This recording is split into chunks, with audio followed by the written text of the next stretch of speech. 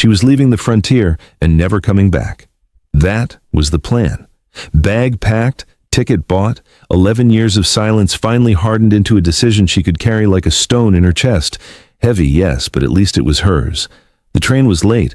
It was always late out here, where the land stretches so wide that time itself seems to lose its nerve. But May Calloway had made her peace with waiting. Waiting was the one skill the frontier had beaten into her until it fit like a second skin. What she had not made her peace with, what no amount of years or silence or sheer stubborn will had ever been able to fix, was him. And now he was standing 20 feet away on the same platform, looking at her like she was the only thing on earth worth looking at. Colt. Her heart did something violent and wordless. But he looked different. Taller somehow, though that made no sense. A man does not grow after 23. Broader through the shoulders, a jaw that had traded boyhood softness for something harder, quieter, more certain of itself. The same gray eyes, though. Lord, the same gray eyes, the ones that had followed her across every dream she had tried to outrun for 11 years. He was already moving toward her before she could think of a single reason to step back. The platform crowd parted for him the way crowds part for men who have already made up their minds. He stopped close, too close for strangers, exactly close enough for people who were never really strangers at all, and he looked at her with something in his face that cracked straight through every wall she had spent a decade and a year building, the one cold morning at a time. May. Just her name. Just that.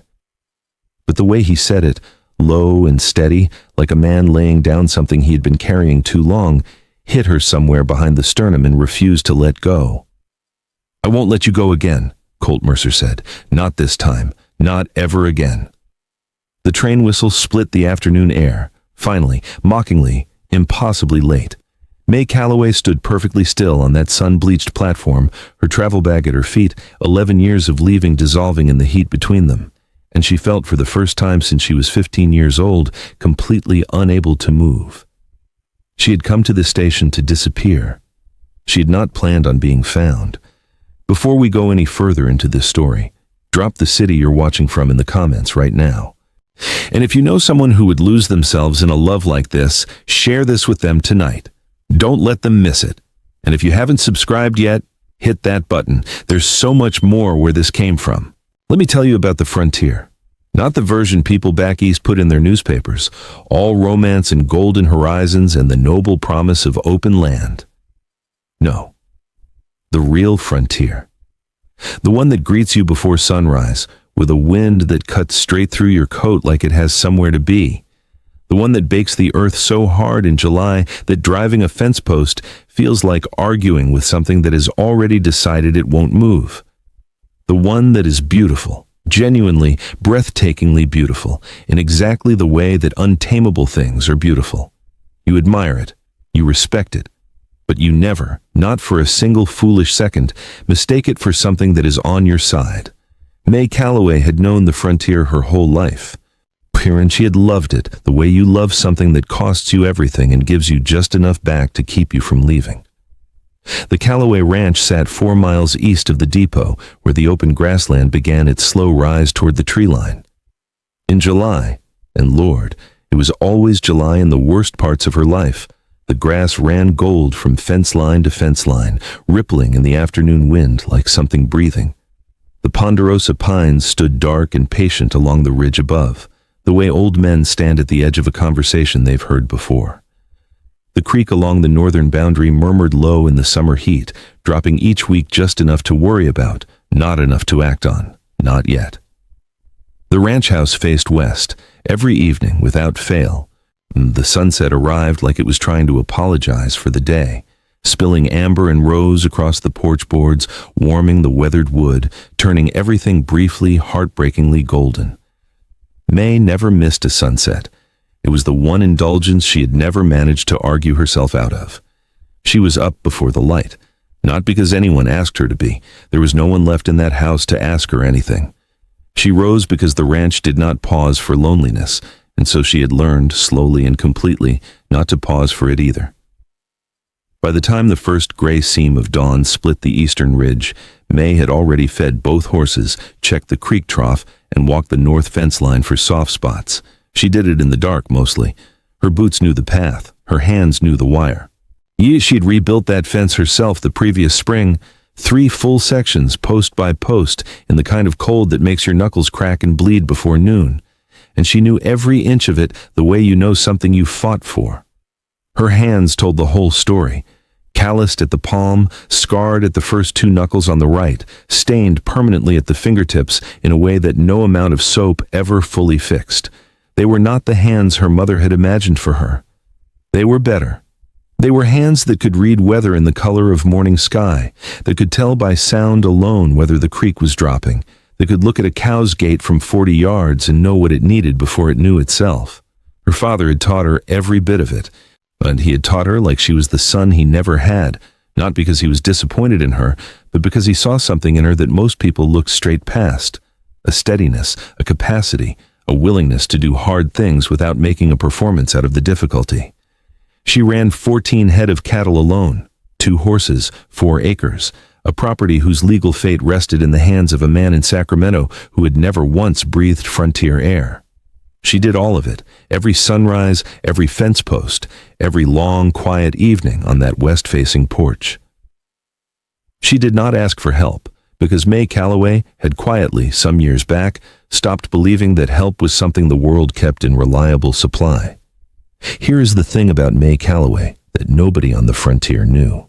And underneath all that competence, underneath the early mornings and the rebuilt fences, and the face that stayed level when the news was bad, there was a 12-year-old girl who had been told by the person whose opinion mattered most that she wanted too hard. Her mother had not been a cruel woman. Cruel would have been easier to argue with. She had been practical, which meant she delivered damage with the full confidence of someone who believed they were doing you a favor. May had been crying over a letter that hadn't come. A birthday, passed without word from her grandmother in Oregon. She had checked the post every day for a week. She had been so certain. And when the certainty finally broke, she had let herself feel it, fully, openly, the way children feel things before the world teaches them better. Her mother had looked at her from the kitchen doorway and said, without malice, without hesitation, "May, you want too hard. It makes people uncomfortable. Learn to want less." 7 words. 7 words that rewired something fundamental. Because what May heard, what a 12-year-old girl in the wreckage of a small disappointment translates that into, was not temper your expectations. What she heard was, the size of what you feel is a problem. You are too much. Make yourself smaller. And she had. By the time she was 15 and Colt Mercer was looking at her across a church social like she was the answer to a question he hadn't known he was asking, she was already practicing smallness, already rationing her own joy before it could reach full height, already telling herself, even as every part of her leaned toward him like a plant toward sun, don't want this too hard. Don't let it show. You'll only survive it if you hold something back. And then her mother had taken even that choice away. A move to the valley. Practical reasons. Better prospects. May had been loaded onto a wagon with 2 trunks and a face so carefully, deliberately blank that even she couldn't access what was underneath it anymore. She had not cried until the frontier was out of sight. She had not fully stopped, not in the place that counts, for 3 years after. What grew in the space where the grief had been was not bitterness. It was quieter than that, more permanent. A belief she stopped examining because examining it hurt and not examining it worked. I am not the kind of woman things stay for. She had built her entire adult life on top of that sentence.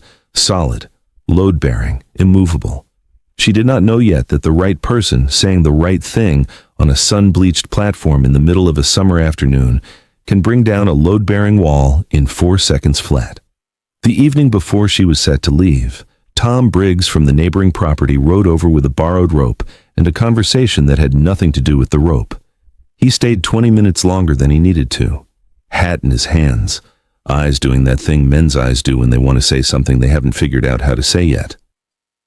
May listened. She answered his questions. She offered him water and declined, with perfect, pleasant finality, to offer him anything else. When he rode back toward his property, she stood on the porch and watched him go. The gray barn cat sat on the fence rail and watched him go too, with the exact same expression, unmoved, unhurt, completely closed. She went back inside, finished packing, set her bag by the door. She was very good by now at not thinking about what she was leaving. The letter had arrived 6 weeks ago in a cream-colored envelope that looked too official for anything good. It was from the county land office. It informed her, in the careful, bloodless language of men paid to deliver bad news cleanly, that the lease renewal on the Calloway property had been denied. Not because of anything she had done, not because of missed payments or failed crops or any fault of management. The denial came because the primary leaseholder, her uncle in Sacramento, the man who had inherited the property designation upon her father's death and had never once considered it his responsibility to care, had sold his interest to a land development company out of San Francisco. A company that was quietly, systematically buying up frontier parcels and consolidating them for railroad investors who would never set foot on a single acre of what they purchased. She had 90 days to vacate. That had been 6 weeks ago. She had spent 4 of those weeks writing letters, to the land office, to her uncle, to 2 attorneys whose names she'd gotten from the general store owner in town. Both attorneys had written back with polite, thorough, devastating versions of the same answer. The sale was legal. The lease transfer was binding. But her options were a buyout she couldn't afford or a timeline she couldn't stop. The 5th week she stopped writing letters. The 6th week she bought a train ticket. She had not told a single soul she was leaving. There was no one left on the frontier who would have tried to stop her. And that truth, more than the legal language, more than the 90-day clock, more than any of it, was the thing that sat heaviest in her chest on the walk to the depot. She had become exactly as invisible as she had spent her whole life learning to be, and now the world was simply agreeing with her. Are you still here? Good, because what happens next is the part this whole story has been building toward. Before we go there, drop your city in the comments. Share this with someone who needs a love story today. And if you haven't subscribed yet, do it now. You do not want to miss what's coming. She did not hear him coming. She felt him. That sounds strange, but anyone who has ever been in a room when the person they never got over walks in, they will understand exactly what that means. The air changes. Something in your chest wakes up before your eyes even find the reason why. May had been staring at those empty tracks for 3 hours. She had made peace with the waiting. She had made peace with the leaving. She had made peace with a lot of things that morning, and then the air on that platform changed, and she turned around. And there he was, Colt Mercer, standing at the far end of the platform with his hat held against his chest, like he had already taken it off before he even decided to walk over. Like some part of him already knew this moment was bigger than a hat on a head. He was not the boy she remembered. The boy she remembered had been young and eager, and full of that kind of brightness that boys have before the world gets its hands on them. This man standing in front of her was something different, taller somehow, calmer, the kind of calm that doesn't come easy, the kind you earn through hard years and hard choices and mornings where you had to decide all over again who you were going to be. But his eyes were exactly the same, gray and steady and looking straight at her, only at her, like the rest of the platform, the crowd, the noise, the whole busy world around them had simply stopped existing. And the way he was looking at her was not the way men usually looked at May Calloway. It wasn't hunger. It wasn't pity. It wasn't the polite, careful look of someone pretending a moment is smaller than it is. It was something she couldn't put a name to right away. Something that sat right between, I have been looking for you, and I cannot believe you are actually real and standing in front of me. That look was the problem. She had a response ready for hunger. She had a response ready for pity. She had spent 11 years building responses for every possible version of this moment. She did not have a response for that look. Old Gerald Marsh, the depot keeper who had worked that ticket window since before May was born, watched the whole thing from his stool with his coffee cup halfway to his mouth. He looked at Colt. He looked at May. He looked back at Colt. Then he set his coffee down, picked up his newspaper, and minded his business completely. Some things a man learns to recognize, and some things you simply step back and let happen. Here is what Colt Mercer did not do. He did not walk straight over and launch into 11 years of explanation. He did not grab her hands or make a speech or fill the air between them with words she wasn't ready to hold. He did not perform the moment like a man who had been rehearsing it. He looked past her at the sky above the western ridge, where a thick line of dark cloud was building low and fast, and he said simply and calmly, "That storm is going to get here before any train does." Then he picked up her travel bag from the platform boards and carried it under the covered overhang of the depot roof, just like that. May stared at him. "I didn't say you could touch that," she said. No," he agreed, completely unbothered, "but it was about to get soaked." He set the bag down carefully and turned back to watch the clouds come in, arms folded, expression easy, not the least bit troubled by the look she was giving him. The rain arrived 18 minutes later, and May Calloway stood under that overhang beside Colt Mercer while the storm swept across the platform and the smell of wet earth rose up all around them, and she had absolutely nothing to say about it. He didn't try to talk, didn't try to use the rain as an excuse to start something she hadn't invited. He just stood there beside her, solid and quiet, watching the water come down like a man with no agenda in the world except to be exactly where he was. That was more unsettling than any speech could have ever been. Because she could have fought a speech.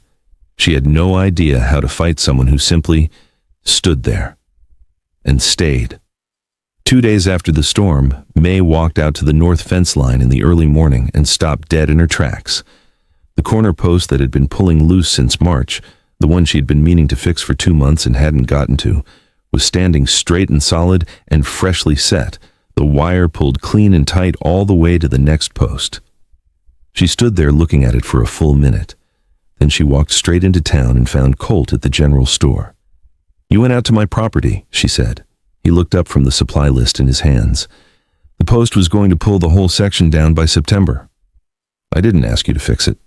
"No," he said, "but it needed fixing." He went back to his list. May stood in the middle of that store with her mouth open just slightly, something that almost never happened, and the very strange sensation of not having a single ready response. Behind the counter, the store owner's wife turned away to hide her smile. May walked out with her best unbothered face firmly in place, but she was bothered. She was very, very bothered. It happened on the 4th day. She had gone out to check the fence, or that was what she told herself. In truth, she had already checked that fence twice that morning. She was just standing near it, looking at the clean, straight post he had set, feeling something she wasn't ready to name. He came up from the tree line with a canteen and sat on the top rail like a man who had been invited, which he had not been. They talked a little. Small things. The weather, the creek levels, whether the south pasture had enough grass left in it for the rest of the summer. May answered everything he asked and offered nothing he didn't. This was her method. Keep it practical. Stay on the surface. Give enough to seem present without actually being present. She had been doing it for years. She was very good at it. And then he looked at her with those calm gray eyes and said, "You know, you answer every single question I ask, but you never actually let me in. It's like talking to someone who is standing just on the other side of a closed door." May went still. "I don't know what you mean," she said. "Yeah, you do," he said quietly. The silence that followed sat heavy between them. She did what she always did, lifted her chin slightly, and turned back to the practical. "The south fence needs new wire on the corner side. I'll get to it this week." "All right," he said, and that was it. He didn't push, didn't explain himself further, didn't look at her waiting to be told he was right. He just took a slow drink from his canteen and looked out over the gold grass like a man with all the patience in the world. May walked back to the ranch house with her jaw tight. Because he hadn't chased her, he hadn't argued. He had just said the true thing, quietly without any drama, and then let it sit there.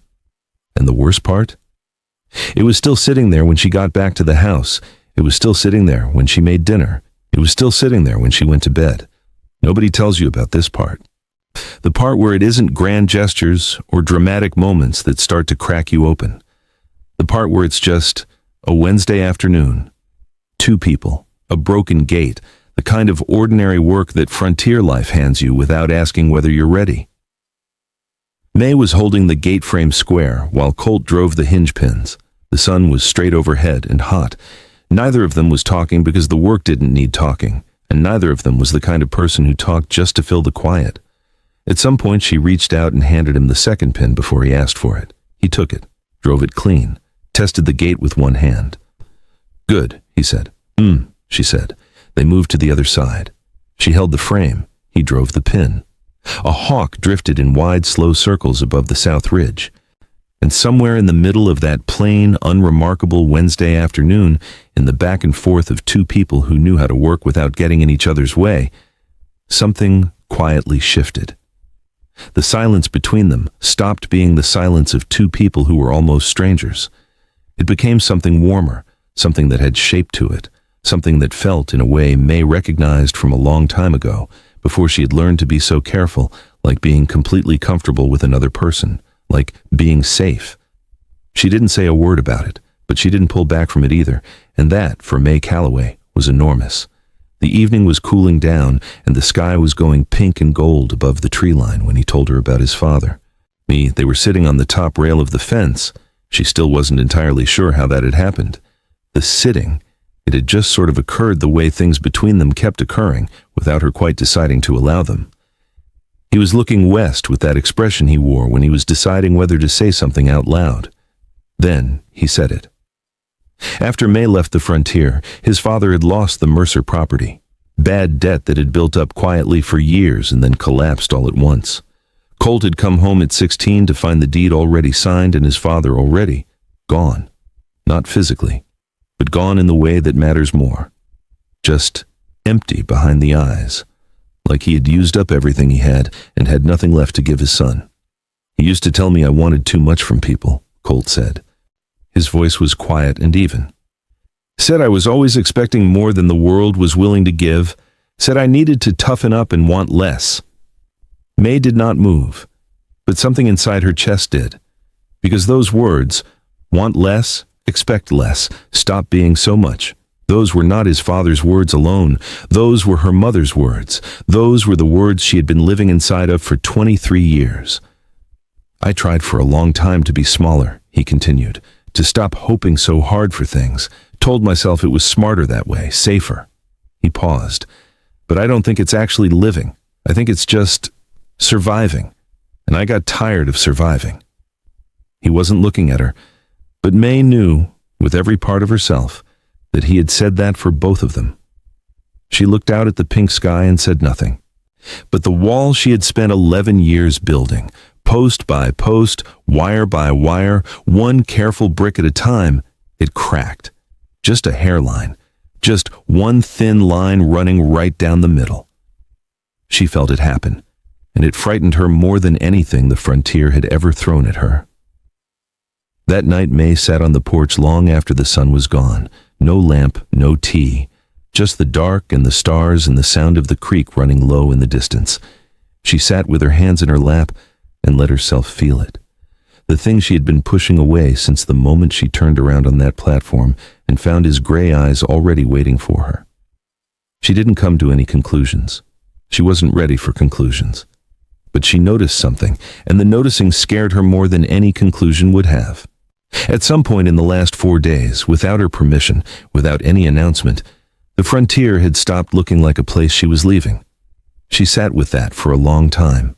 The stars moved slow and quiet across the sky above her. The creek kept running. The frontier breathed around her the way it always did, big and patient and completely unbothered by the smallness of any one person's fear. May Calloway sat in the dark, and for the first time in 11 years, she did not reach for the wall. She just sat and let herself feel the crack. He arrived on a Thursday morning looking like money. That was the first thing people noticed about Harlan Voss. Not his height, though he was tall.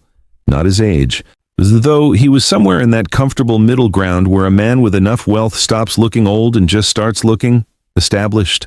What people noticed first was the way he was dressed, the coat, the pocket watch, the boots that had never once touched mud. Everything on Harlan Voss said the same thing, quietly and expensively. I am a man who gets what he wants. And I have never once had to raise my voice to get it. He rode into the frontier in a hired buggy with a driver and a leather briefcase across his knee. And he stopped first at the general store, not because he needed anything, but because the general store was where everyone in a small town eventually passed through. And Harlan Voss was a man who liked to be seen before he made his move. He introduced himself pleasantly, shook hands warmly, and asked about the town with what looked, on the surface, like genuine interest. He complimented old Mrs. Henley on her preserves display. He laughed at the right moments. He had the particular charm of a man who had spent a long time learning how to make people feel comfortable, not because he cared about their comfort, but because comfortable people don't ask the right questions until it's already too late. May met him that afternoon when he rode out to the Calloway property. He knocked on the porch post with 2 knuckles, politely the way a guest knocks, and smiled when she came to the door. He had a pleasant face, an easy smile, the kind of face that looked trustworthy right up until you looked at the eyes and noticed that the smile never quite made it all the way there. "Miss Calloway," he said warmly, not like they were old friends. "My name is Harlan Voss. I represent the Western Land and Development Company out of San Francisco. I believe you received our letter." May looked at him for a long moment. "I received it," she said. "Wonderful." He smiled wider. "Then you already know why I'm here. I was hoping we could have a friendly conversation about the property, work something out that's good for everyone." He said good for everyone, the way people say things they have already decided are only good for themselves. May did not invite him in, but she listened. And as he talked, smooth and pleasant and carefully reasonable, she felt the cold creep in underneath all that warmth, because behind the nice words and the easy smile and the good for everyone language, the message was simple, and it was iron. The land is already sold. The clock is already running, and your options are exactly as small as I need them to be. He laid it out on the porch that afternoon, like a man spreading cards on a table, slowly, deliberately, making sure she saw every single one. The Western Land and Development Company now held the primary interest on the Calloway property lease. That was not a threat. That was simply a fact. The 90-day notice period, which had begun 6 weeks ago, meaning 38 days now remained, was written clearly into the original lease agreement her father had signed 15 years ago. Again, not a threat, just a fact. Her options, as Harlan Voss presented them with his pleasant smile fully in place, were these. 1, she could purchase the lease outright at the current market rate, which his company had assessed at $840, payable in full. Within the remaining 38 days, May held her face completely still. $840 was more than 3 years of what the ranch produced in a good season. She had $42 in the strongbox under the kitchen floorboard. She had not told a single living soul that number, and she was not about to tell Harlan Voss. 2, she could negotiate a sale of the livestock and any improvements she had made to the property, and his company would credit that value against a relocation payment. He named a number for that too. It was insultingly small. 3, and here his voice went just slightly softer, just slightly more careful. Man, in a way that made the hair on the back of May's neck rise. She could consider a different kind of arrangement entirely. His company had plans to develop the frontier parcels into a managed ranch operation. They would need someone with real working knowledge of the land, someone with her kind of experience. He was sure something could be worked out that would allow her to stay on, in a different capacity, of course, under different terms. He let that sit there. May looked at him. She understood exactly what different terms meant. She had understood it the moment his voice changed. "I'll look into the purchase option," she said. Flat. Final. Conversation over. Harlan Voss nodded pleasantly like she had said something that pleased him and climbed back into his hired buggy. He turned at the end of the drive and lifted 2 fingers in a small wave. 38 days, Miss Calloway," he called back. "I do hope we can settle this nicely." She watched the buggy until the dust swallowed it. Then she went inside, closed the door, and stood in the middle of her kitchen, the kitchen her father had built, on the land her father had worked, in the house that was the only place in the world that had ever felt like hers, and let herself feel, for exactly 1 full minute, how impossible this was. 1 minute. Then she picked up a pencil and started doing the math. $840 in 38 days. She wrote it at the top of the page and stared at it. Then she started working through every option she had one by one, the way her father had taught her, not with panic, but with the cold, clear eye of someone who needs to see the actual shape of a problem before they can do anything useful about it. Sell the cattle. 14 head at current market prices would bring her somewhere around $210 if she was lucky, and the buyer wasn't lowballing her because he knew she was desperate. That left her $630 short. Sell the horses. One of them, the older mare, might fetch $30. The other was worth more, but was also the one she couldn't work the property without.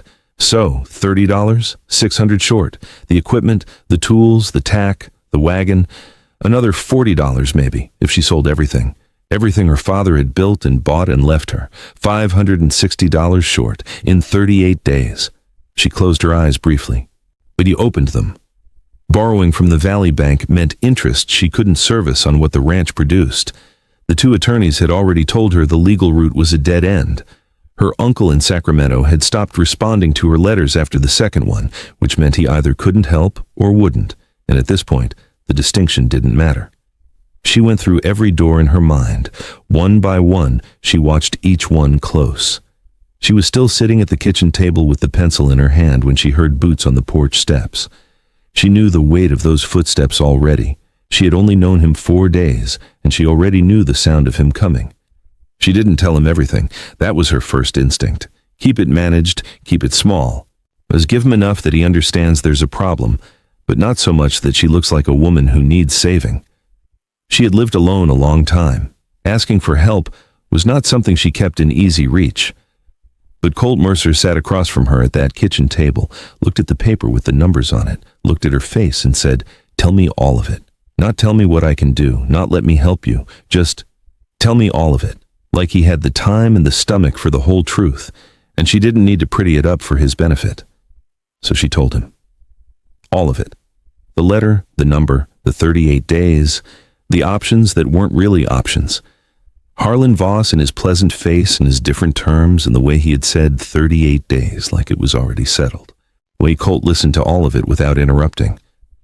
When she finished, the kitchen was quiet for a moment. Then he put both hands flat on the table, looked her straight in the eye, and said, "He is not getting this land. No performance in it, no big gesture, just 4 words said the way you say something you have already fully decided, in the voice of a man who does not make promises he isn't prepared to keep. Colt, I have money set aside," he said. "Not enough for the full amount, but enough to change the shape of this problem." He paused. "And I know a man in town who knows land law better than any Valley attorney. We are not out of moves, May. Not yet." She looked at him across the table. She wanted to say, "You don't owe me anything. You just got here. You don't have to do this." What came out instead was, "Why?" He looked at her for a long moment, like the answer was so obvious to him that he was almost surprised she needed it said out loud. "Because it's you," he said simply. "That's why." May looked down at the paper with the numbers on it. Her throat was tight. Outside, the frontier evening was settling in slow and golden, the light going warm across the porch boards, the creek murmuring in the distance, the land doing what it always did, completely unbothered and entirely beautiful. She had come to this place ready to leave it forever. She had not planned on having a reason to stay. He didn't stay long after that. He was not the kind of man who overstayed a moment, who pushed past the natural end of a thing because he wanted more from it. He stood up from the table, picked up his hat. Ian said he would ride into town first thing in the morning and find out what the legal options actually looked like when someone who knew what they were doing took a proper look. May walked him to the porch. They stood there for a moment in the early evening quiet, the sky going deep rose above the ridge, the first stars just beginning to show up in the east. "You didn't have to come over," she said. "I know," he said. "I could have handled it." "I know that too," he said, and he meant it. She could hear that he meant it. He was not here because he thought she was incapable. He was here because he had chosen to be. There was a difference, and he understood it, and that understanding was somehow the most disarming thing about him. He stepped off the porch and put his hat on, looked back at her once. "Get some sleep." "May," he said quietly. "Tomorrow we start fighting back." She watched him ride out until the dark swallowed him. Then she stood on that porch for a long time in the cooling evening air, her arms folded, looking out at the land her father had loved and she had fought for, and Harlan Voss thought he had already won. She did not feel hopeless. For the first time in 6 weeks, she did not feel hopeless. And that feeling, small and fragile and new as it was the most dangerous thing Harlan Voss could have possibly given her. Colt was at her door before sunrise. May was already up. She was always already up. And when she heard the hoofbeats coming up the drive in the dark, she felt something she hadn't felt in a long time. The particular feeling of not being alone in a problem. And it was unfamiliar enough that she almost didn't recognize it. She had coffee on the table by the time he knocked. He came in with a name written on a folded piece of paper, Jacob Hale, the man he had mentioned the night before. A former land clerk who had worked the county office for 12 years before setting up a small private practice in town. Not a fancy valley attorney with a polished office and a consultation fee that would take her breath away. A quiet, careful man who knew land law the way May knew fence wire, from the inside out, from years of handling it with his own hands. "I already spoke to him this morning," Colt said, sitting down across from her. "He wants to see the original lease agreement. The one your father signed." May got up without a word and went to the tin box on the shelf above the fireplace, the one that held every important paper the Calloway family had ever produced. Birth records, her father's handwritten accounts, the deed correspondence, and at the bottom, folded into thirds and soft at the creases from years of careful handling, the original lease. She set it on the table between them. Colt looked at it but didn't touch it. "That's yours to carry," he said. "We take it to Hale together this morning. He thinks there may be something in the renewal terms that Voss's company is counting on you not knowing about." "What kind of something?" May asked. "The kind that might buy us time," Colt said. "Maybe more than time." May looked at the lease, then at him. "And if Hale finds nothing?" Colt picked up his coffee. "Then we move to the next thing," he said simply.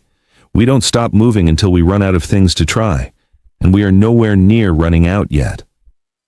She looked at him across the table in the early morning dark. This man who had ridden back into her life 4 days ago with dust on his coat and gray eyes that saw straight through every wall she owned, and felt something shift quietly in her chest. Not hope exactly. Something steadier than hope. Something that felt like direction. "All right," she said, "we go see Hale." Jacob Hale was a small, precise man with reading glasses he wore pushed up on his forehead until he needed them. At which point he pulled them down with 2 fingers and read with the focused intensity of someone who understood that the difference between winning and losing often lived in a single line of text. He read the lease 3 times. May and Colt sat across from his desk and waited. May with her hands folded. Colt with his hat on his knee and his eyes on Hale's face. On the third read, Hale stopped, pulled his glasses down, read one specific paragraph again, slowly, with his finger tracing the line. Then he looked up. "Miss Calloway," he said carefully, "did your uncle notify you in writing before he sold his interest to the Western Land and Development Company?" May frowned. He did not." "Did anyone from his representation contact you at any point before the sale was completed?" "No." Hale set the lease down on his desk and folded his hands on top of it. "Then they have a problem," he said, "because this lease, your father's original lease, contains a right of first refusal clause. It's buried in the 3rd page in language that most people would read right past. But it is there. And it is binding. What it means is this: before your uncle could legally sell his interest to any outside party, he was required by the terms of this agreement to offer that interest to the occupying tenant first." The room was quiet. "That's me," May said. "That is you," Hale confirmed. And because that step was skipped, because you were never offered the right to purchase before the sale went through, the transfer of interest to Voss's company may not be legally clean." May sat very still. Colt leaned forward slightly. "What does that give us?" "It gives us grounds to challenge the validity of the sale," Hale said. "It does not guarantee a win. Voss's company will have attorneys, and they will fight this. But it gives us a legal argument, a real one, and it gives Miss Calloway something she did not have yesterday." He looked at May over the top of his glasses. "It gives you standing," he said. "You are not just a tenant being removed. You are a party whose contractual rights were violated. That changes everything about how this fight looks." May looked down at the lease on his desk. Her father's signature at the bottom, his careful, familiar handwriting that she hadn't seen in 3 years. She had carried that document in a tin box above the fireplace for 3 years without knowing what was inside it. Her father, it turned out, had been looking out for her even from that. She pressed her lips together and said nothing for a moment. Then, "What do we do first?" Hale was already reaching for his pen. They rode back from town in the late morning with the sun climbing high and warm above the ridge and the first real feeling of possibility sitting between them like a third rider. May was quiet for the first mile, processing, reorganizing, rebuilding the internal picture of a situation she had spent 6 weeks believing was completely without hope. Colt rode beside her and let her be quiet. He was good at that, the not filling of silences. Most people couldn't stand a quiet moment and rush to put something in it. Colt seemed to understand that some moments needed the space to breathe. It was May who broke it. "My father put that clause in the lease," she said. "He was the one who insisted on it. The county clerk at the time told him it was unnecessary, that he was overcomplicating a simple agreement." She paused. "My father told him that a man who doesn't protect what he builds doesn't deserve to keep it." Colt looked over at her. "Sounds like someone else I know," he said. May glanced at him sideways. "Don't push it," she said. He smiled, the real one, the one that reached all the way up to his eyes, and looked back at the trail ahead. And May Calloway, against everything she stood for, smiled too. Just slightly. Just for a second. But it was real. And it was the first one in so long that it surprised her. The feeling of it, like a muscle she had forgotten she had, suddenly remembering what it was built for. Colt didn't make a production of it, didn't point it out or say anything clever. He just rode beside her in the warm morning light, and the trail wound through the gold grass toward the ranch, and somewhere between town and home, the weight she had been carrying alone for 6 weeks became, just fractionally, just perceptibly, lighter. "Thank you," she said quietly. So quietly, it almost disappeared into the sound of the horses. "Don't thank me yet," he said. "We haven't won anything." "I know," she said. "Thank you anyway." He looked at her. She looked straight ahead, but the smile was still there. It was small and stubborn and entirely, completely real. The letter arrived 3 days later. Not from the land office this time. From the legal representation of the Western Land and Development Company, a firm out of San Francisco with 4 names on the letterhead and the kind of language that was specifically designed to make a person feel very small and very alone. They had been informed of Miss Calloway's intention to challenge the validity of the lease transfer. They wished to make several things clear. First, the right of first refusal clause in the original lease agreement had been reviewed by their attorneys and was considered unenforceable under current California land statutes. They were prepared to demonstrate this in county court at their earliest convenience. Or second, the 90-day notice period continued to run regardless of any pending legal challenge. 31 days now remained. Third, and this was the part that made May's hands go still on the paper, they had filed a formal application with the county to have the Calloway property assessed for immediate development use. If approved, this assessment would legally accelerate the vacate timeline from 31 days to 14. 14 days. May read that line 3 times. Then she put the letter on the table and went outside and stood on the porch and breathed. The frontier spread out in front of her, gold and green and vast and indifferent, and for a moment it felt less like home and more like a witness. Like the land itself was watching to see what she would do. She heard Colt ride up 20 minutes later. No, she hadn't sent for him. She had come to understand that he had a particular instinct for the moments when she needed someone to show up, and the equally particular wisdom not to announce it as such. He read the letter standing at the kitchen table. His jaw tightened on the accelerated timeline line. She watched it happen. That small, controlled tightening that was, she had learned, the closest Colt Mercer ever came to showing anger in his face. He set the letter down. "He's trying to scare you into giving up before Hale can build the challenge," he said. "I know," May said. "He knows the clause is real, otherwise he wouldn't be scrambling." "I know that too," she said. "Then you know what this means." She looked at him. "It means we just made him nervous," she said. "It means we just made him nervous," he confirmed. It was not good news exactly. Harlan Voss nervous was not a safer version of Harlan Voss. A man like that, feeling the ground shift under him, did not back away from the table. He pushed harder. He used whatever he had left to push with, and they both knew, standing in that kitchen with the letter between them and 14 days suddenly replacing 31, that whatever he had left, he was going to use it soon. The plan that had felt like solid ground 3 days ago was now, suddenly, not enough. They needed something more, and they needed it fast. It happened on a Tuesday. May would remember that detail for the rest of her life. The specific ordinariness of the day it all came apart. Not a storm, not a dramatic sunrise. Just a plain Tuesday morning with the sky flat and white overhead and the creek running low and everything looking exactly like it always looked. Jacob Hale sent word at breakfast. She read the note standing at the kitchen counter with her coffee still in her hand and felt the bottom drop out of everything they had built. The county assessor had approved Harlan Voss's application, not in 14 days, immediately. Effective as of that morning, the Callaway property was officially designated for development assessment, which meant that under current California land statutes, May's right of first refusal challenge could not be heard by the county court until after the assessment was complete.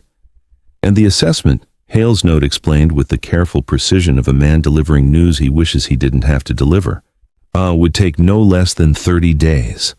30 days she did not have. The legal door, the one real door they had found, the one her father had built into that lease 15 years ago without knowing his daughter would one day need it desperately, had just been closed from the outside.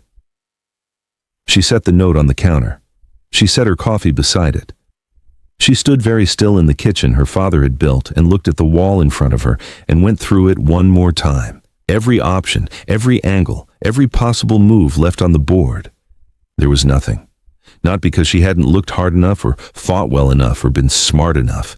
The Western Land and Development Company had more money than she had options, more attorneys than she had time, and a system that had been built, quietly, deliberately, over a long time, to work in exactly their favor and not hers. She had known this was possible. She had not let herself believe it would actually happen. She picked up the note, read it one more time, set it back down. Then she went outside and started the morning feed because the horses still needed feeding, and the frontier did not pause for devastation, and neither, in the end, did May Callaway. But her hands were not steady. For the first time in a very long time, her hands were not steady. Colt arrived an hour later. He had already been to see Hale. He already knew. She could tell by the way he walked up the porch steps, not slower than usual, but more deliberate. The walk of a man carrying something he hasn't figured out how to put down yet. And he sat across from her at the kitchen table, and they looked at each other, and for a moment neither of them said anything, because there was nothing to say that would change the shape of what was in front of them. Then he said it. Hale has one more idea. May looked at him. It's not a legal move, Colt said carefully. It's a personal one. Your uncle, if he were to sign a formal declaration stating that he did not understand the right of first refusal clause at the time of sale, and that he would not have proceeded had he understood it, Hale believes a judge might be willing to hear an emergency injunction to halt the assessment. May was already shaking her head. My uncle will not do that, she said. He's not answered a single letter in 6 weeks. He took Voss's money, and he is done with this. You don't know that for certain until you ask him in person, Colt said. In person means Sacramento, she said. Sacramento means 3 days minimum. We don't have 3 days. We might have 4 if Hale can file a preliminary motion to slow the assessment process. Colt. Her voice came out quieter than she intended, quieter and more final. He stopped. She looked at the table. At the lease sitting there, her father's careful signature at the bottom, the right of first refusal clause on the 3rd page that they had both put so much hope into. If I go to Sacramento, she said slowly, and my uncle says no, and he will say no, I come back to nothing. The assessment will be complete. The timeline will be finished. And I will have spent the last of my money on a train ticket to hear the word I already know is coming. She paused. And if I stay, she continued, and we fight with what we have left, Hale's motion, whatever time that buys, there is still almost no chance. You know that. Hale knows that. I know that. The kitchen was very quiet.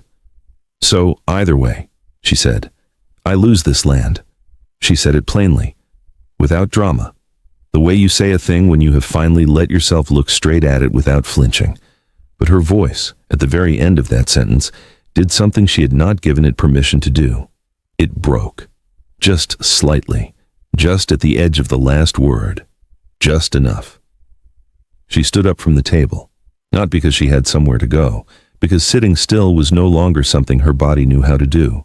Then as she went to the window, looked out at the land, the gold grass, the fence line Colt had fixed, the barn her father had built board by board the summer she was 4 years old, the porch where she had watched 1,000 sunsets, the creak she could hear from her bed on quiet nights, and she felt it, the full weight of it.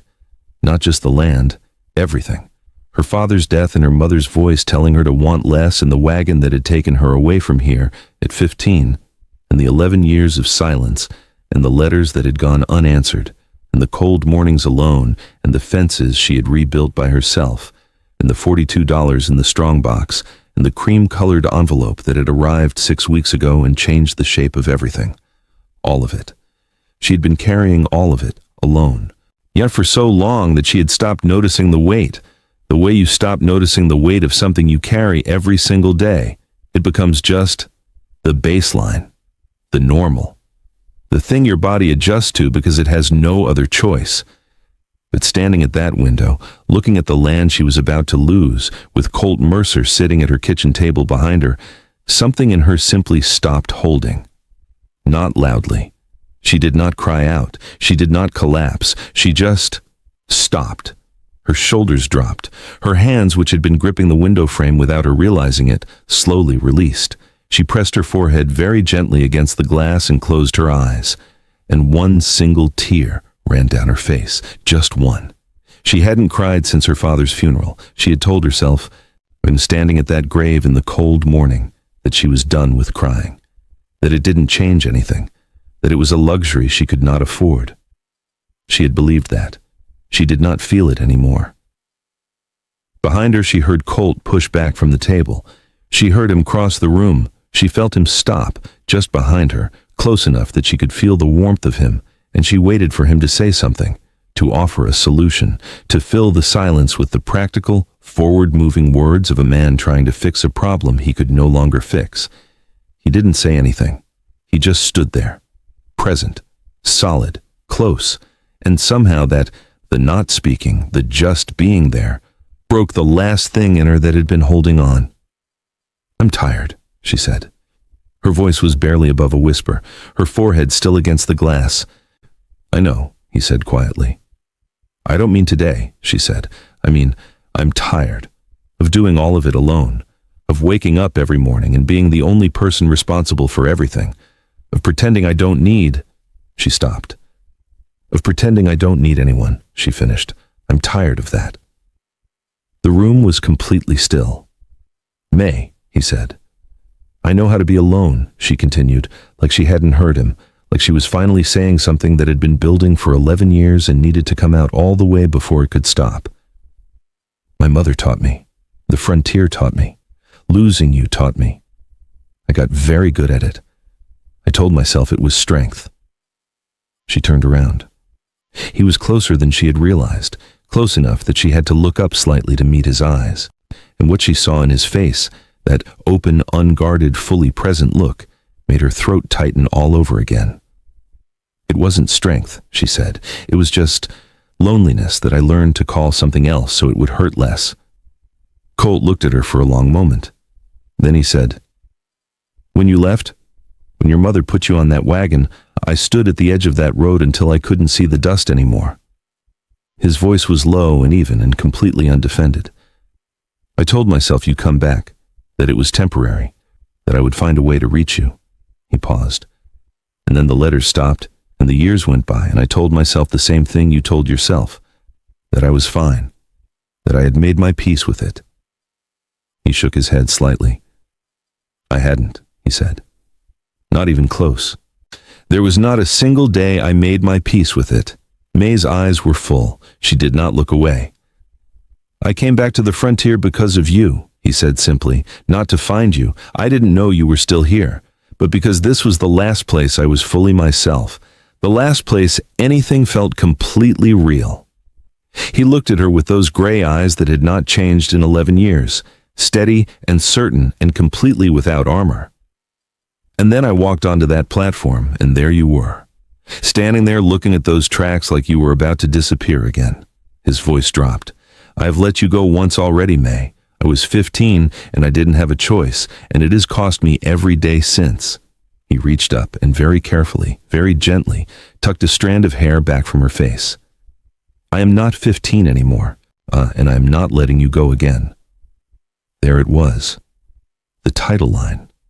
The thing he had said on the platform, but here, in her kitchen, in the wreckage of everything, with no audience and no performance and nothing left to hide behind, it landed completely differently. It landed like the truest thing anyone had ever said to her. You can't promise that, she whispered. You don't know what's coming. No, he agreed. But I know what I'm choosing. And I choose this. I choose you.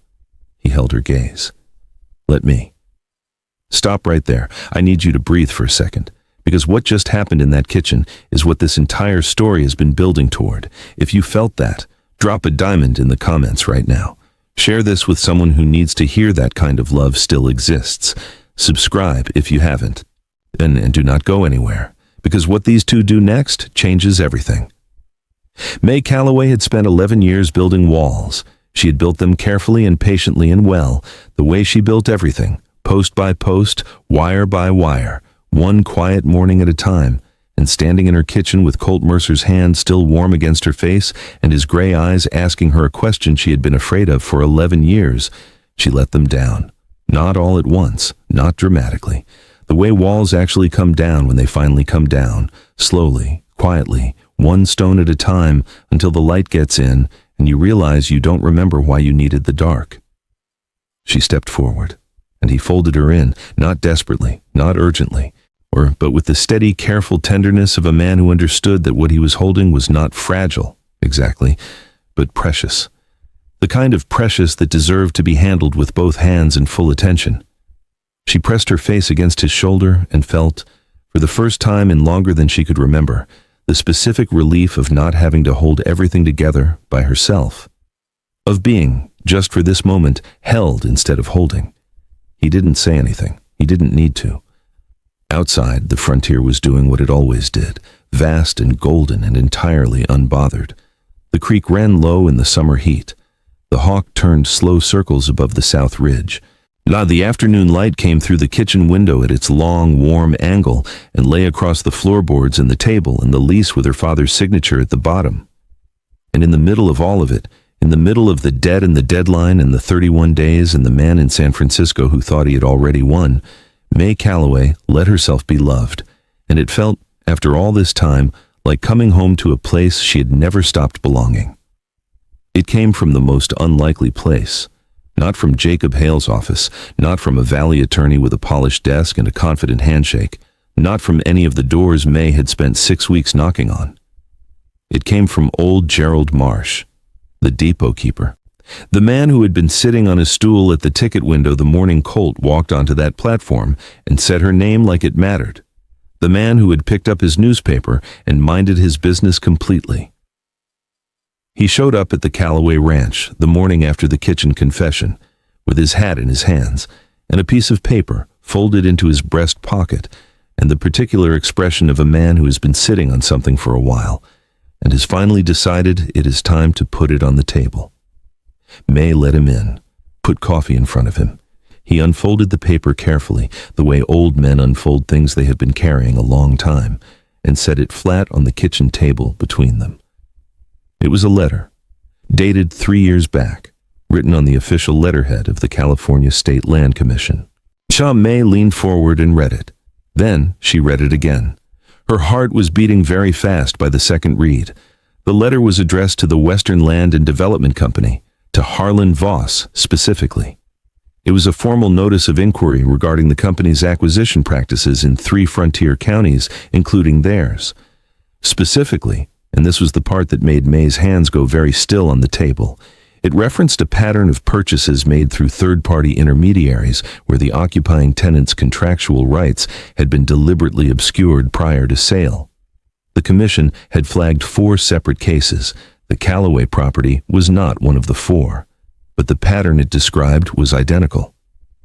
"Where did you get this?" May asked. Gerald wrapped both hands around his coffee cup. "Man came through the depot 2 years ago," he said. "State inspector, riding the frontier counties collecting information on land transfers. He showed me this, asked if I knew anything about Voss's company operating in the area." He paused. "I didn't know enough then to be useful to him, but I kept the copy he left me." He looked at May over his cup. "Figured it might matter to someone someday." May looked at the letter, then at Gerald, then at Colt, who was standing beside the fireplace reading the letter over her shoulder with his jaw set and his eyes moving fast and sharp across every line. "This is a state-level inquiry," Colt said quietly. "If Voss's company is already under investigation by the Land Commission, and they use the same methods on May's property that they used on the 4 cases in this letter, then this is not just a county court matter anymore," May finished. Gerald nodded slowly. "That's what I figured," he said. "Thought you ought to know." May picked up the letter carefully, the way her father had always picked up important papers, with both hands, with full attention, and held it. Her father had put a clause in that lease to protect her, and a quiet old man at a train depot had kept a piece of paper for 2 years, on the chance that it might matter to someone someday. She had spent 6 weeks believing she was completely alone in this.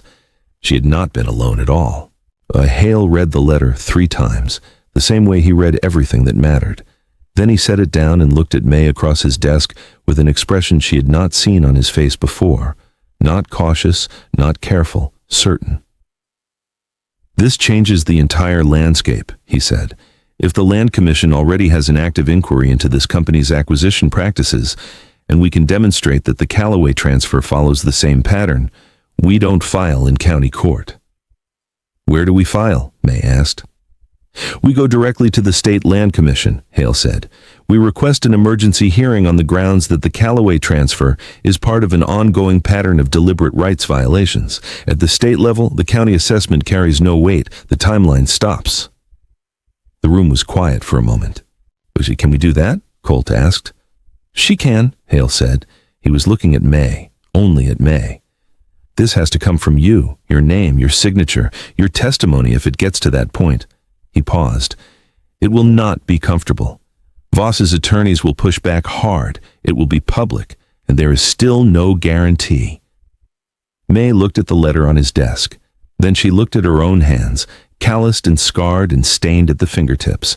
The hands that had rebuilt 3 sections of fence in the cold, that had run a ranch alone for 3 years, that had held on when everything else let go. "Drop the filing," she said. No hesitation, no trembling. No asking anyone in the room whether they thought it was a good idea. Just drop the filing. Hale reached for his pen. Colt, sitting beside her, said nothing. But she felt him, the warmth and the steadiness and the quiet pride of a man watching a woman he loves do exactly what she was built to do. And that feeling right there was better than any grand gesture he could have made.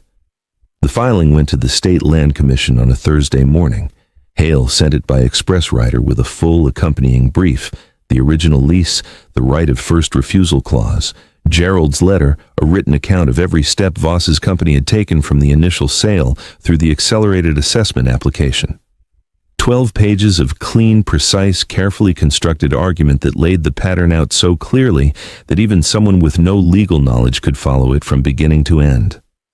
May signed every page herself. By Friday afternoon, the commission had acknowledged receipt. By Saturday morning, they had issued a formal hold on all active development assessments tied to Western Land and Development Company properties in the 3 frontier counties pending review. All of them. Not just the Calloway property. All of them. May read the hold notice at the kitchen table with the morning light coming through the window and the coffee going cold beside her because she forgot to drink it. The 31-day clock had stopped. Harlan Voss's accelerated timeline, the one designed to make her feel small and cornered and out of options, had just been pulled out from under him by the same system he had been using against her. She set the notice down, picked up her coffee, took a slow sip even though it was cold.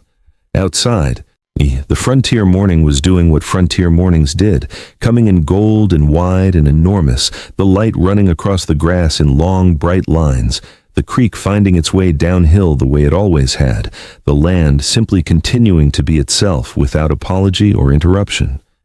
She had fought for this land. She had nearly lost it. She had not lost it. Not yet. The commission review would take time, and Voss would not go quietly, and there were still moves to be made and battles to be had. She was not naive enough to call this over, but the door that had been closing for 6 weeks had just stopped. And on the other side of it, for the first time, there was light.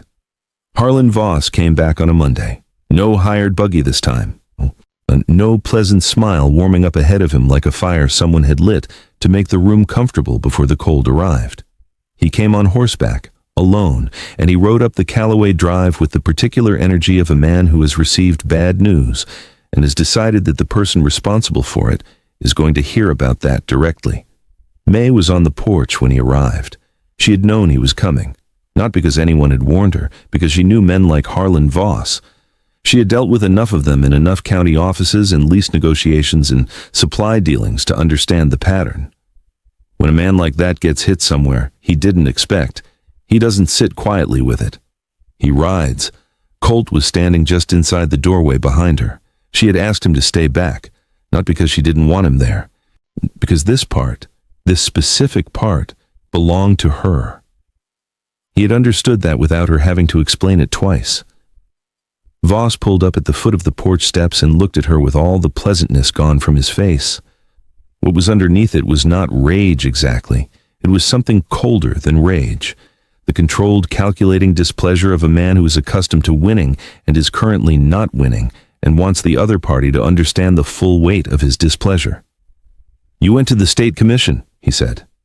"I did," May said. "That was an aggressive move for a woman in your position." "My position has changed," she said simply. He looked at her for a moment. Then he climbed down from his horse and walked to the bottom step, not up it, but to it, and looked up at her with his hat pushed back and his expensive coat catching the morning light. "Miss Callaway," he said, and the pleasant voice was back, thinner now, stretched over something harder underneath. "I want you to understand something. The commission review will take months. During that time you are still occupying a property whose lease status is legally contested. My company's attorneys will ensure that process is as long and as costly as possible." He paused. "I'm giving you one final opportunity to settle this quietly. Accept the relocation terms. Walk away clean. Save yourself the months of fighting a battle that will drain everything you have left." He said it reasonably, almost kindly, like he was doing her a favor. May looked at him from the top of that porch, the porch her father had built, on the land her father had loved, under the wide gold sky of a frontier morning, and felt something settle in her chest like a stone finding the bottom of still water. Calm. Completely calm. "Mr. Voss," she said, "my father built this ranch on land he earned with his own hands. He put a clause in his lease agreement to protect it because he was a man who understood that what you build deserves to be defended." She held his gaze without blinking. "I have rebuilt every fence on this property myself. I have run it alone for 3 years. I have fought your company's filing at the county level, challenged your acquisition through the State Land Commission, and put your company's pattern of rights violations in front of people who have the authority to do something about it." She took one step forward. "You came here today to make me feel small," she said. "You've been trying to make me feel small since the day you rode up this drive with your briefcase and your pleasant smile and your good-for-everyone language." Her voice did not rise. It did not need to. It didn't work then. It is not going to work now. Voss's jaw tightened. "The commission ruling may not go your way," he said. "It may not," May agreed. "But that letter Gerald Marsh kept, the one documenting your company's pattern across 3 counties, is now part of the official commission record. Whether I win this property or not, Mr. Voss, what your company has been doing out here is on record. And records have a way of following people. The silence that followed was long and full." Harlan Voss looked at her, really looked at her, for the first time since the day he had arrived on the frontier. Not as a problem to be managed, or a tenant to be removed, or a woman whose options he had calculated down to nothing. as an opponent. He held her gaze for another moment. Then he put his hat back on, turned to his horse, and mounted without another word. He rode back down the drive and did not look back. May watched him go. She did not move until the dust settled back onto the road and the sound of hoofbeats had faded completely into the wide, quiet morning. Then she let out a slow breath. Colt stepped out onto the porch. He didn't say anything right away. He came and stood beside her, and they both looked out at the drive where the dust was still settling, and the morning was still doing what mornings do, arriving fresh and unhurried and completely indifferent to the drama of the people living inside it. "You didn't need me for that," he said finally. "No," she said. "Felt good to watch, though." She looked at him sideways. He was looking straight ahead with that almost smile he wore when something had genuinely pleased him, but he was too composed to say so directly. She looked back at the drive. "I don't know what the commission will decide," she said quietly. "Neither do I," he said. "It could still go wrong." "It could," he agreed. A beat of silence. "But it won't," he said, not with bravado, not with false certainty. Just the quiet, the grounded confidence of a man who has watched the woman beside him face down an opponent with nothing but the truth and her own 2 feet and come out the other side standing. May nodded slowly. He reached over and took her hand. Not dramatically, not as a gesture, just took it. The way you take the hand of someone who belongs beside you. Easy, natural, like something that had always been true and was only now being acknowledged out loud. She let him. They stood together on that porch in the morning light, the land stretching gold and wide in front of them, the creek running somewhere in the distance, the frontier doing what it had always done, vast and patient and entirely heartbreakingly beautiful, and for the first time in as long as either of them could remember. It felt like enough. It felt like more than enough. Word travels fast on the frontier. By Tuesday afternoon, the general store was buzzing with it. By Wednesday morning, old Gerald Marsh had told the story to 3 separate people at the depot, and it had grown slightly in the telling, as good stories always do. But the heart of it stayed true. May Calloway had stood on her own porch and sent Harlan Voss back down her drive without a single raised voice or wasted word. Tom Briggs rode over Thursday morning, not with a borrowed rope this time, not with his hat in his hands and something unsaid behind his eyes. He rode over with 2 of his ranch hands and a load of fresh timber and the straightforward, no-ceremony practicality of a frontier neighbor who has decided a thing needs doing. "Heard your south fence needs restringing," he said from the saddle. May looked at him, looked at the timber, looked at the 2 ranch hands already climbing down. "It does," she said. "Then we'll get to it," he said simply, and dismounted. By sundown, the south fence was done. May stood at the edge of the pasture in the long evening light and looked at it, straight and solid and freshly strung from corner post to corner post, and felt the particular fullness of a moment that means more than its surface. She was not invisible. She had never been invisible. She had simply been surrounded for too long by people who hadn't known how to see her. The frontier saw her now, and it turned out it always had. 3 months later, the State Land Commission ruled in her favor. The ruling came on a Wednesday morning, another plain, ordinary Wednesday. Shocked because the frontier had a way of delivering the most important things on the most unremarkable days. The letter was brief and official and used the kind of careful legal language that meant, stripped down to its bones, one simple thing. The land was hers. Not her uncle's, not Harlan Voss's, not the Western Land and Development Company's. Hers. May read it at the kitchen table with her coffee going cold beside her, same as the hold notice 3 months before, and sat with it for a long, quiet moment. Then she got up, went out to the porch, and looked at the land. The summer gold had given way to the deep amber and rust of early autumn. The grass ran different colors now, richer, heavier, the way the frontier always looked in the months after the heat broke. The creek was running fuller. The fence lines stood straight in every direction. And her mother's rose bush, the one that had been dying slowly in the corner of the yard for 2 years, the one May had been too busy surviving to tend, was blooming. 3 small blooms, deep red against the weathered porch rail. She had not planted them. She had not watered them. They had simply decided in their own time the conditions were finally right. She stood there looking at those 3 red blooms for a long time. That was all she needed to see. Colt was fixing the barn door when she came around the corner with the letter in her hand. He had moved onto the neighboring property 2 months back, a small lease he had arranged quietly, the way he did most things, without announcement or fanfare. Close enough to ride over in 10 minutes. Far enough to give her the space she had spent 11 years learning to need. He looked up when he heard her boots on the dry ground. She held up the letter. He read her face before he read the paper. She could see him do it, the way his eyes moved across her expression and found what they were looking for. And then the real smile came. The full one. The one that reached all the way up. He set down his tools and crossed the yard and took the letter from her hand and read it, standing right there in the autumn morning light. Then he folded it carefully, the way you fold something worth keeping, and handed it back. "Well," he said. "Well," she agreed. He tucked a strand of hair back from her face, the same gesture from the kitchen. That night when everything had finally come down, and looked at her with those gray eyes that had found her on a train platform and refused, from that moment forward, to look anywhere else. "What do you want to do today?" he asked. Such a simple question, such an enormous answer underneath it. "I want to ride the south pasture," she said. "Check the creek levels, fix that gate hinge on the east side that's been sticking." "All right," he said. "And then," she said, "I want to sit on the porch and watch the sunset." He looked at her. "Together," she added, quietly, like it cost her something to say, and like she had decided, finally, that it was worth the cost.